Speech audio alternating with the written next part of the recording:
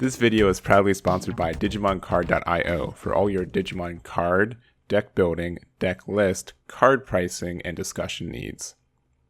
Hey everyone, Eggman here with another video, and today we have an updated Digimon EX2 Meta tier list based on the past couple events that we've had. We're technically also halfway through this meta, believe it or not, since we do get the BT9 set in 2 weeks. So not a lot of tournaments left for this, but we have had a good amount of those. And we can see above me, we do have the original prediction tier list I made right before the set released. And so we do kind of have that update too. And if you guys are also interested to know where I get my data and everything else based on my tier list for these ones, we do have a couple sources for you guys that will be linked in the description. We do have I made this sheet, which pretty much has a link to every sheet in BT8 and EX2. I know BT8 and EX2 have a lot of overlap, so highly recommend if you need any list or any data, we have those there. And then also linked is my just my playlist of all of the top cut breakdowns I've done for the meta as well. So a lot of videos, a lot of sources, and a lot of deck lists for you guys. So hopefully you guys get some value from those. And we're just going to jump into this list here. So we're going to, we're just going to go through the order. This isn't really ordered in any way, but we do have the Metal Gururu, which did get a top in a thing in the BT8, but it was with Luis Pinto, and he's a god. I'm going to put it in fun. I think I put it in playable last time. Yeah, I did, which maybe just a little overestimating it a little bit, but I still love this deck. It's super duper fun, but I don't think there's any reason you should do this on top of something like Imperiodramon or even like the more traditional DNA armor versions of list compared to this one. Next up, we do have Ancient Greymon, and I'm in a good mood today. I'm feeling good. We're going to put it in competitive. I've had it the cusp of playable for a long time, and I think it is still a very playable list in a lot of ways.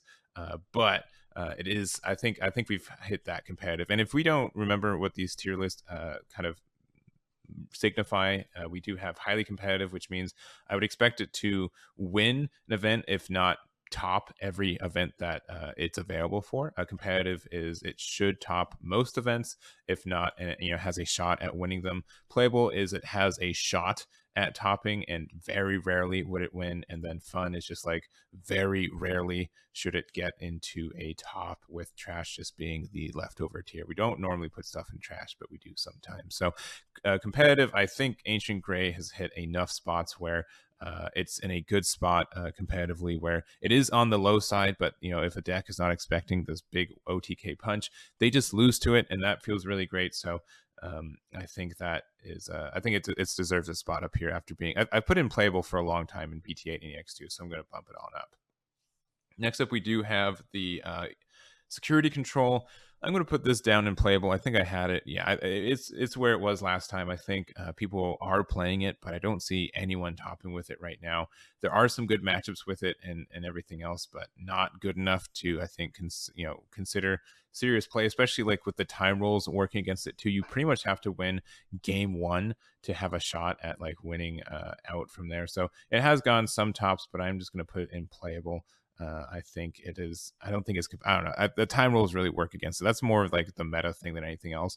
Just having to win game one every time to not tie out is something that's impactful for it. So next up we have Beal Star, and I'm going to put that in playable too. It's kind of waned a little bit, and also with the resurgence of Blue Hybrid in the meta, I think Blue Hybrid can be a really nasty matchup for it sometimes. So Beal Star, I love this list. I like the archetype in general, but it's not doing a lot right now. It did do a little bit in BT8, but I think EX2 is a little bit meaner for it, and it's just not where you want to be. So playable, you can still play it, but it's not in the best spot. Next up, we do have Yellow Hybrid. I'm going to actually put this in competitive.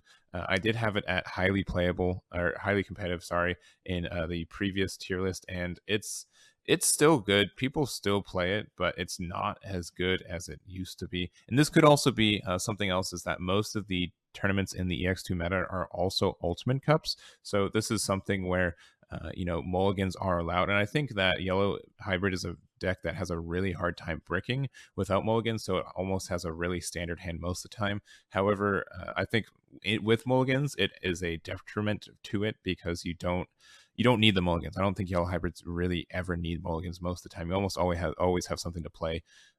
And playing against a deck that almost always will have an optimal hand, I think Yellow Hybrid kind of gets worse by comparison for that. So I'm going to put in competitive, and that's kind of where it's going to be for right now. I think it could be highly competitive. It still tops a lot, but it hasn't won anything, at least from the EX2 Meta stuff that I've seen since then. So next up, Blue Hybrid. I'm going to put it way up top. I think this is, spoilers, the best deck in the format. Best deck in the format, like 4 formats in a row. It is good. I put it down in competitive, and it was doing some stuff previously, and it does still top. But right now, I think people are just, I don't know if it's the player base or if it's just the mulligans with Ultimate Cup or what have you. But I can't put this any lower than highly competitive. It is so good, and people are tired of it. I'm tired of it. It's good. It's really, really good, and it's gonna stay like that for, I think, a while. And we're gonna see if the BT9 meta can shake that up at all, but we'll have to see it there.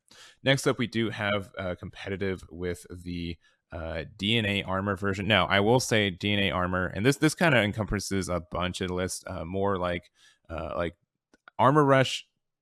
Can be this, but mostly like the DNA armor stuff, where it's in Fearofdark with the armor stuff splashed in, and more of like the level 5 Droppers DNA stuff. I think Fearofdark is probably still by and large a better list than this one. This is more just a kooky fun list, but it's still good. You can still play it, and you can still do really well with it. So I'm going to put it in competitive, and I still see people play it, and I still see people kind of top with it with some shenanigans with it. So I think it's like a hipster version of Fearofdark, but that's what it is. Next up, we do have like a Shivamon control list, and I'm putting that back in fun where it lives. There are some lists where Shivamon can be good, but just a pure Shivamon control list is not in the cards for it right now. I'll probably, again, we can't take out when I make these forms, I can't like remove images. That's kind of how tier maker works. So I'm going to just keep it here, and anything that existed on the previous tier list, but BT9, I don't think I'm going to have this on the tier list there. It's just a relic. Next up, X Antibody. I'm going to put this on the cusp of competitive too, and this is also just kind of like maybe a little bit foreshadowing of how it is in the next minute. I'm going to organize probably these at the end, but I think Ancient Gray is a little bit better than X Antibody, but I think both of these can top and have some chances for it, and have done it in these EX2 metas. It can be very tricky and tough for it at times, but I think it is something that if you do get the good hands, especially with a good mulligan, you're in a good spot too. So we're going to put those there, and we're going to have our Black War Gray. This one I'm going to stay unplayable. I think it is like the cusp of competitive in a lot of ways, but I think Ancient Gray OTK and X Antibody are strictly just a little bit better than it, just because like if you set up a big Black War Gray though, you are feeling really great, and if something like Mother was in the format more, this would, I think, represent more things. But I think it's just the top end of playable in a lot of ways, and which is real unfortunate, because I love this deck. It's very fun to play with. Next up, we do have Mother, which I did put in highly competitive, and that was probably just based on some testing and not knowing how to play against it. And so I think this was like the biggest thing I was wrong about. And I think a lot of people were wrong about this too. It topped one event in EX2 with the PPG in-person regionals, and that is where it stops, and that's fine. I think this is still a really obnoxious archetype and deck, especially if I think it's the gatekeeper for anything competitive. Anything that is competitive has to be able to beat this list, but I think less and less people are playing it in the first place. So I'm going to put it at the top of playable. It does have some great strategies, and it does have some great wins.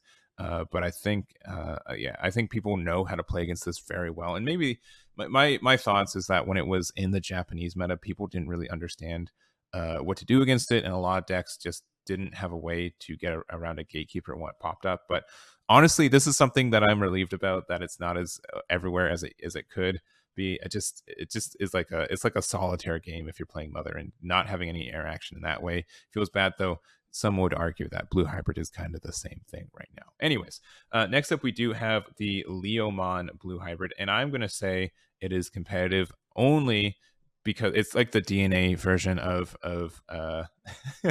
Blue Hybrid, where it's fine. It's a fun list, and there are some cool things it does, but by and large, it's probably just a worse version of Blue Hybrid, but you still play it and you still have a good time with it. So I think it's still competitive. If you want to play, Blue Hybrid without the training wheels on, I think the Leomon versions are fun and great. I'm not trying to push it down. Like, you can definitely top and do well with these Leomon lists, but it's not going to be as good, I think, as a pure blue hybrid, but it is something that has some different matchups and can be very fun to play with. So next up, we do have the Sakuyamon. I'm going to put that in the fun spot. I did have it in competitor in playable, and I think a lot of people wanted this deck to work. And like, if it works with like Lord Nightmon, you can really go off and make some really nasty boards. But you're asking for a lot for that to happen, and I think it's just not consistently, especially with how fast some of these lists are right now. It's just not in a good kind of meta to do really anything. So I put in fun. I think that's kind of where it belongs, and I do have a lot of fun playing this list, but it's done nothing. But just go X3 drop. So I'm gonna keep it there, even though I really wish this deck was in a good spot. Next up, we do have the. We're just gonna put him in trash. It's fine. Like we'll talk about actual green hybrid in a little bit, but this still doesn't really do much. We put in fun. Nah, we gotta keep it consistent. We'll keep it in trash. Just the Arm, I think, is also a deck that belongs in the fun category. There are some good plays with it. Obviously, you can do the Zubagon Punch as well with this too. And it just stinks that Black doesn't have like better like tamer stuff. Like, it does help you, and like it's just Black doesn't have like a big hybrid engine.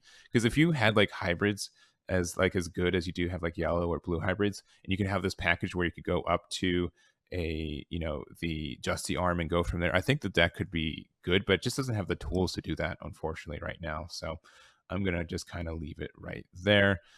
Next up, we do have the Gallantmon. I'm gonna put this in fun and just kind of like middling fun, and that's really what it is. Like the secret rare itself, this card is bonkers. If you can get this out, especially with Blitz, you're able to just win the game on the spot. This can do like 2 or 3 damage before you actually do get your swing, and being able to do that just lets you just decimate your opponent's security and go from there. So I like the card. It's just like, it takes a lot to set up, and honestly, if you're making a setup list, most of the time I think black or gray is just strictly better. But it is super cool. I like the idea of the list, and it's super fun, but we're just not getting there most of the time. And then we do have the Beal Star, and I think it's in like the same spot, probably just like one step above Gallantmon. Again, this is a really cool list, and I like what it does, and I like the gameplay of it, and it just takes a little bit too long to set up most of the time. Like, once you're set up, you're really great, but until you get there, you're not. And so that's just how I feel about that list. I want both these lists to work. I played a lot of these, and it just felt lackluster most of the time, which is a real shame.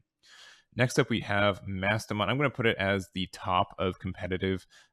I think a lot of people are playing these lists, and I think that one of the biggest banes about it, though, is that it is very tricky. I think it does gain more than it loses on a Mulligan's kind of setup, where you do get more chances of those Godamons turn ones and just better setups. But I think people are starting to realize how to play around this more. It's still incredibly difficult to play as. It still wins events, and it still tops events as well. But I would say that's more of the players carrying the deck than the deck carrying the players, which is why I put it highly competitive. But I'm not putting anything against the Mastamon.